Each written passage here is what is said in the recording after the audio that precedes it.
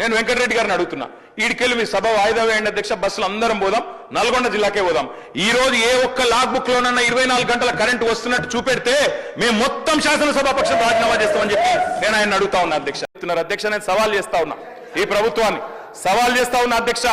ఏ ఊరికైనా పోదాం రాష్ట్రంలో, కొండారెడ్డి పల్లికి పోదామా, కొడంగల్కు పోదామా, సిరిసిల్లకు పోదామా, ఏ ఊరు వాళ్ళ ఇష్టం, పాలేరు పోదామా, ఎక్కడ పోదామా వాళ్ళ ఇష్టం.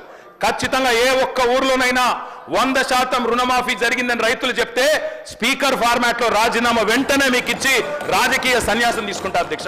ఏ ఒక్క ఊర్లో అయినా సరే 50,000 అధ్యక్ష, 50,000 కోట్లు మిషన్ మిగిలిన ఇంటిని నల్లా నీళ్ళు ఇవ్వకపోతే ఓట్లు అడగలను. పోదాంపా, సిరిసిల్ల ఊరికి పోదాం, సిరిసిల్ల గారి గిరిపేట గారి ఒక ఊరికి పోదాం, నల్లా ఇప్పుదాం. నీళ్ళు వచ్చినాయంటే మళ్ళీసారి మేము ఓట్లు అడిగాం, ఒక్కటి పాటు 88,000 టీఎస్కే అయితే 44,000 పెంచితేనే సొంత పార్టీ ముఖ్యమంత్రి రాజశేఖర రెడ్డితో కొట్లాడినా. నేను సొంత పార్టీ ముఖ్యమంత్రి రాజశేఖర రెడ్డి గారితో కొట్లాడినా. పులిచింతలు 3వ పంటకి ఇస్తే కొట్లాడినా. నా సొరంగం ఇవ్వకుండా, నా బ్రాహ్మణ వేలు ఇవ్వకుండా నువ్వు ఎందుకు 3వ పంటకు నిలుస్తున్నావు కొట్లాడినా. వీళ్ళు సార్ నల్గొండ జిల్లాల అంత బ్రహ్మాండంగా పంట పెరిగి నీళ్ళు ఇచ్చుంటే ఏకలింగం గెలుస్తారా సార్? అందరూ 60-70 మెజార్టీతో గెలిచినాం. ఇలా ఓట్లు వేసేవారు కదా, మోసం చేసి నల్గొండని. ఇవాళ మా ముఖ్యమంత్రి గారు మూసిని క్లీన్ చేసి మమ్మల్ని బతుకునిద్దామంటే దానికి అడ్డపడుతుంది సార్. మేము బతకాలని లేదు, ఇంత విషయం ఇచ్చి చంపండి నల్గొండ ప్రజలు చంపండి, బాగుపడుతుంది కలిసి రాండి సార్. ఒక్కసారి మా ఊర్లో అనుకోండి, బ్రాహ్మణ వెళ్ళేలా పక్కకు మూసిపోతుంది. ఏడుపోస్తా వీళ్ళని చూస్తే ఈ అజ్ఞానులు ఎట్లా ఈ సభకు వస్తున్నారు.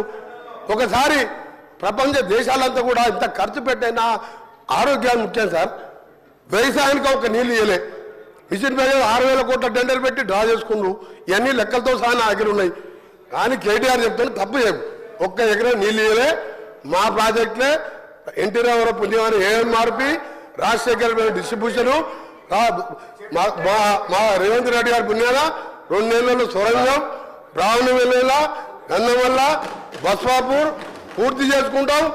జిల్లా మొత్తం సస్యశామనం చేసుకుంటాం. మీరు ఎన్ని అడ్డపడ్డా, బీజేపీ వాళ్ళు అడ్డం పడ్డా, మూసీని క్లీన్ చేయించుకొని మేము బతికే కోరిక, మేము కూడా బతకాలి. అది చేస్తున్నందుకు ముఖ్యమంత్రి గారికి మీ ద్వారా వాళ్ళకు కూడా జ్ఞానోదయం కలగాలని ఆ దేవుని ప్రార్థిస్తున్న అధ్యక్ష. కేటీఆర్ గారు.